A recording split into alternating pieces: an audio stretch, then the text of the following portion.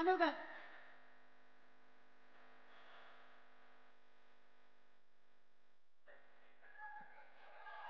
Hello అండి.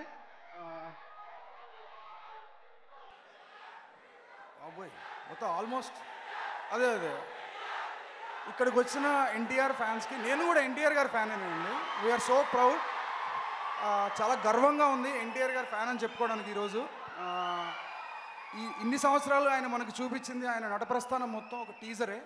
అసలు cinema ఇప్పుడే స్టార్ట్ అయింది. Is a global star no. Vishwak,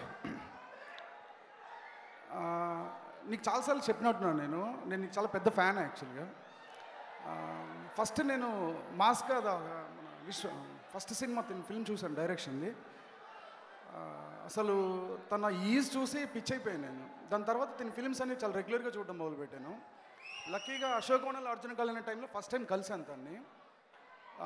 మామూలుగా ఉట్టి చాలా బాధ్యత కూడుకున్న పనులు, ప్రొడ్యూసర్గా ప్రొడ్యూస్ చేయటం, యాక్టర్గా యాక్ట్ చేయటం, డైరెక్టర్గా డైరెక్షన్ చేయటం, ఈ ముగ్గురు విడివిడిగా చేస్తేనే చేయలేరు, చాలా కష్టమైన పని. అలాంటిది తను ఈ సినిమాకి 3 కలిపి చేస్తాడు.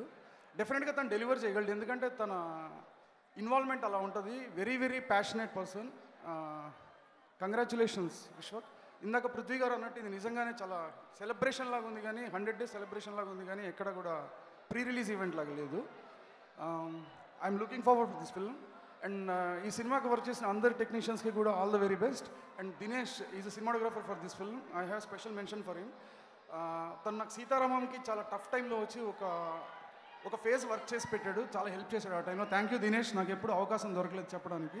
Thank you very much. And James గారు, మ్యూజిక్ చాలా బాగుందండి, చాలా టెరిఫిక్గా ఉన్నాయి సాంగ్స్ అన్నీ కూడా. నివేద గారు, you're looking very good in the film.